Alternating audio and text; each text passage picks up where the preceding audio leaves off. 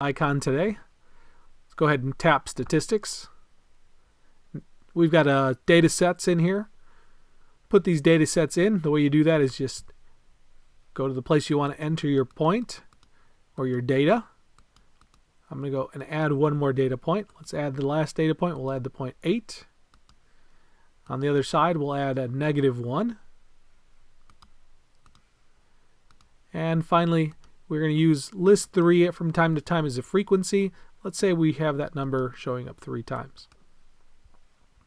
Any one of these can be used as a frequency list, or you can use frequencies of 1. We'll talk about those in a second. We can go into Edit, see what we can do. Open list, close lists.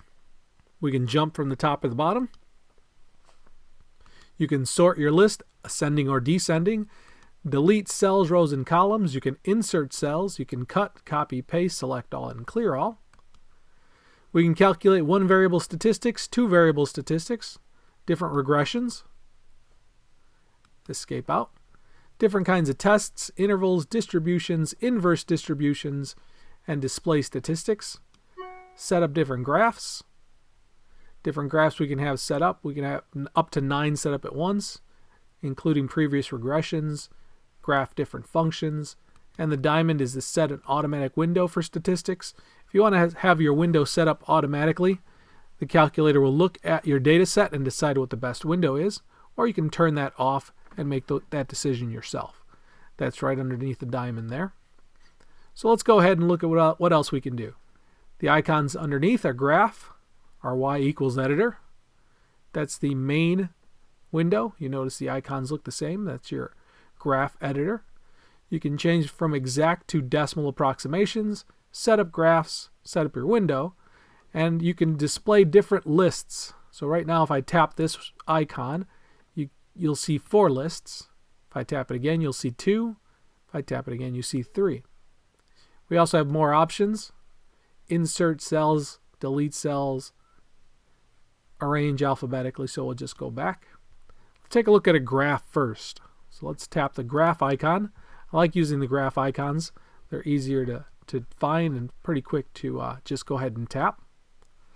Now let's see what kind we can make. We can make a scatter plot, XY line, normal probability plot, histogram, median box plot. Each one of those has different options. So let's go ahead and set up our histogram.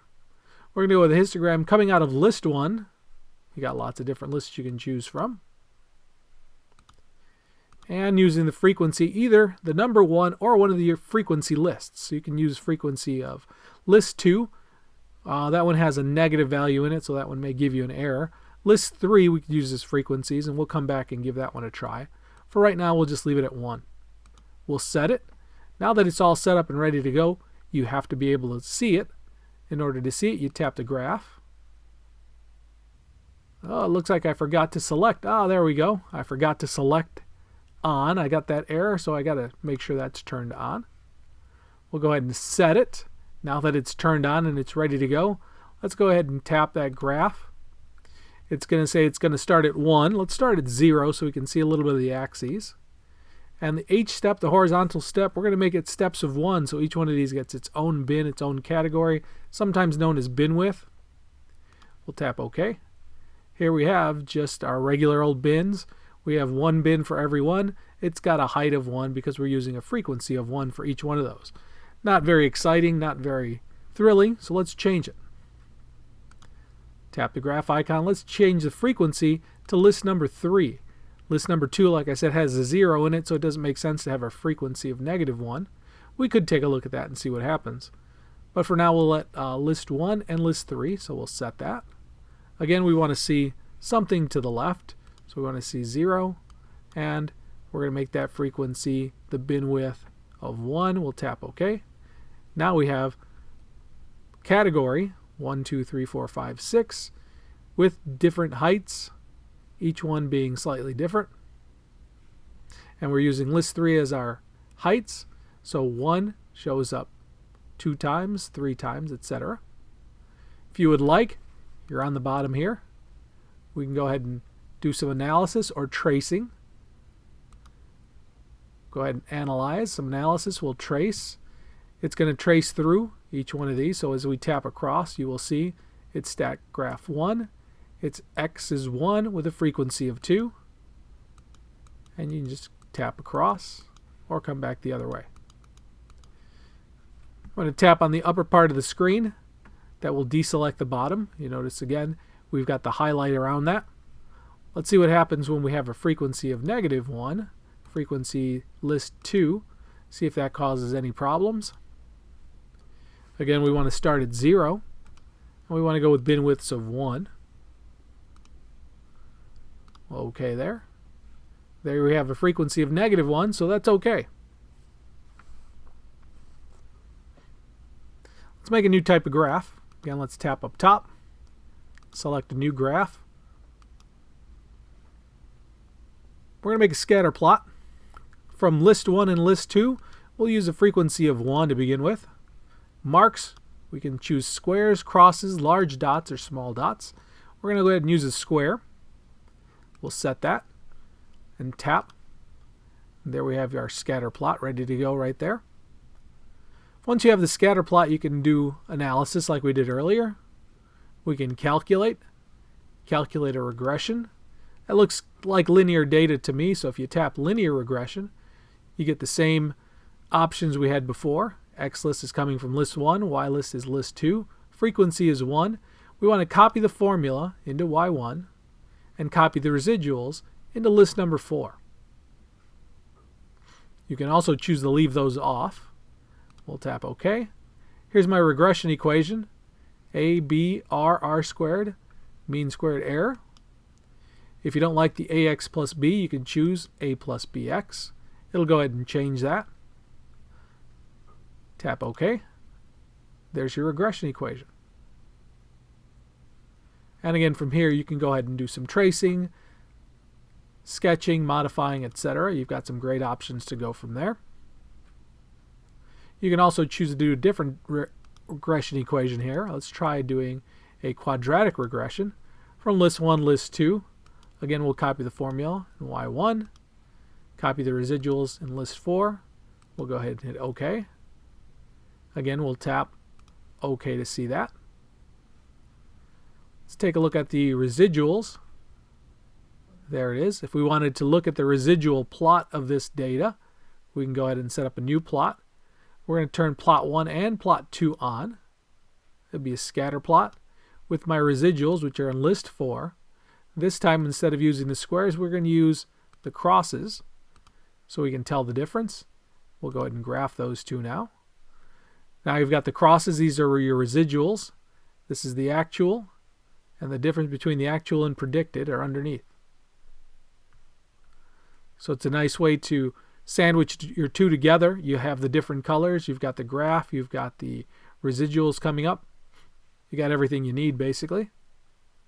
Tap again up top. Let's make a new kind of graph. XY line. This is going to be a connected scatter plot. Go ahead and tap the graph. We still got our equation coming up, so let's turn off the equation. We'll go up here to set. We're going to turn off the previous regression. We're going to turn off our second graph, which is our residuals. Go ahead and tap that graph again, and now we have the graph that we want. This is an XY connected scatter plot, sometimes you call it. Let's explore a couple more graphs here. Normal probability plot coming out of list 1. Let's go with list number 2. We're going to make the squares, so we set that and we graph it. There you have your normal probability plot. Plots your X position versus Z score. Tap above. Let's take a look at some more. Histogram we've seen. Median box plots are really nice. Let's show the outliers this time. We'll say yes, and we'll set it, and there you have it. If there were outliers, they would show up as not connected.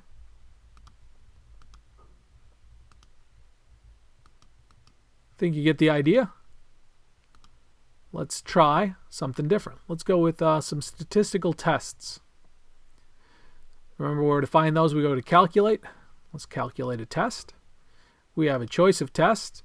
t-tests, intervals, distributions, or inverses.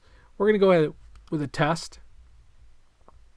A 1 sample z, 1 sample t, 2 sample z's, 2 sample t's, proportions. You name the test. It's all based on your data. So we can do this all based on data. Let's do a linear regression t-test. You can turn the help on, and the help will give you some information about each one of these. When you tap on the test, it'll tell you what kind of test you're looking at. Let's select a 1 sample t-test. Gives you information about the 1 sample t-test. This is going based on the list, or we could also tap on the variable and use variable. So if we know the mean and standard deviation and what our scores are, we can go ahead and type those in. Otherwise, we'll just go ahead and use the list. Let's use the list. We'll tap next. Notice we still have the information. The help is going to be very helpful here. We're looking at a condition of not equal to. We're going to say that our mean in this case is going to be 0. Not really sure what it is. Our list, we're going to use list 1. Frequency, we're going to use list 3. We scroll down a little there, but there we have it. Again, every time you enter a new data field, the information at the bottom, the help will give you some information about that. So we'll go ahead and hit next. Here's your information. Not equal to 0 has a t-value. This is the probability. Your mean from your information, standard deviation from the list, how many things were we looking at. If you tap the graph, now you're going to get the normal curve with that information plotted right on there. If we had gotten something that has shaded area, we would have seen the shaded area.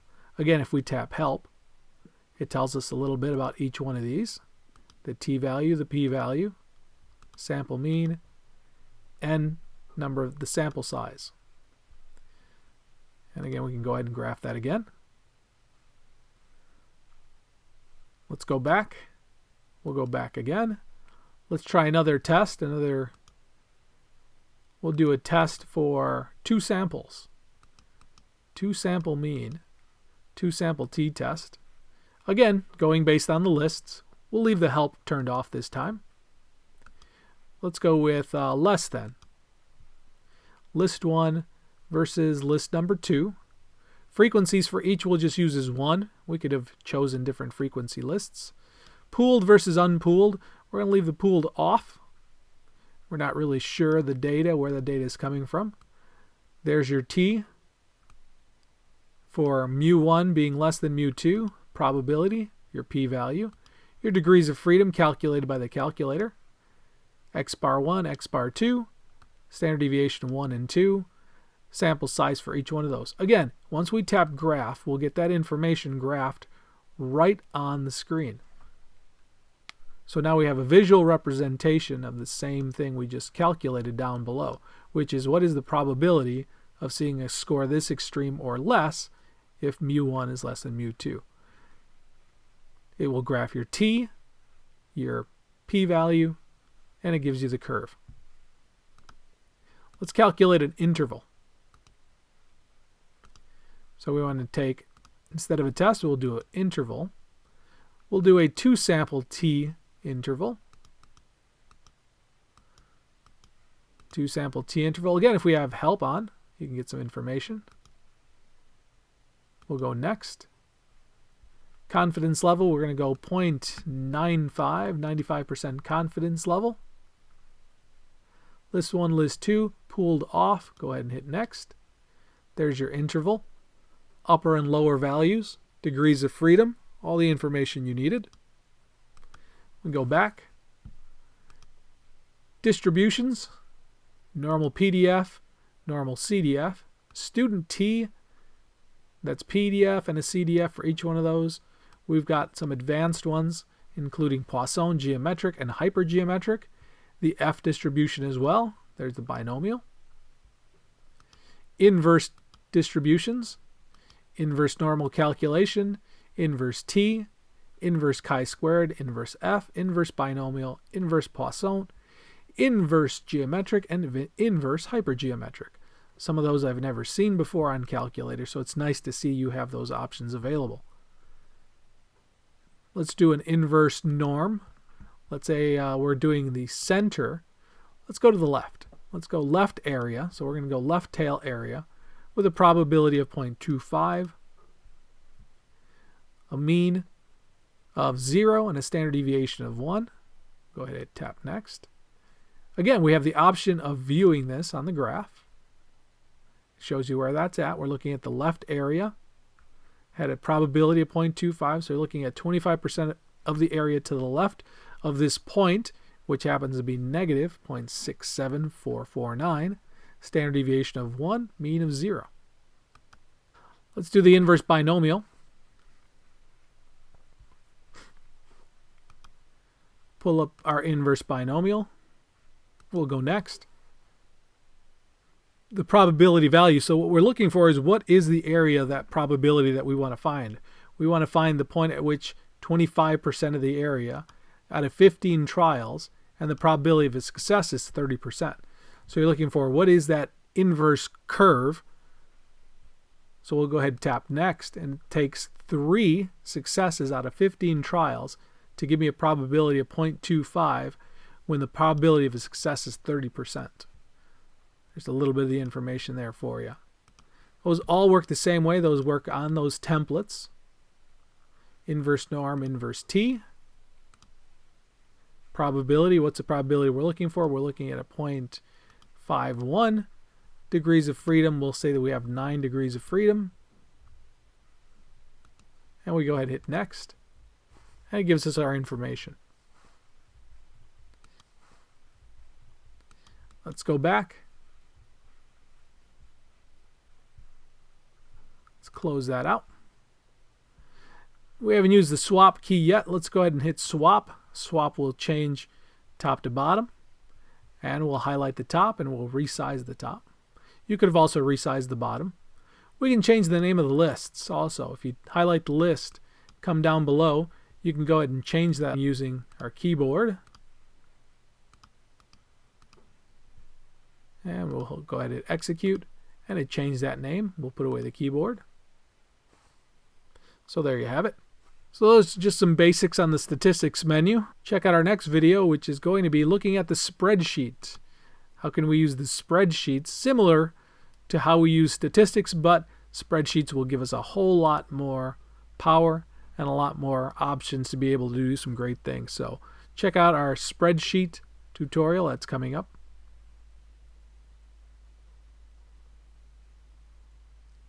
Don't forget to check out our other great videos on the Casio Classpad 400. We're here for all your Casio needs.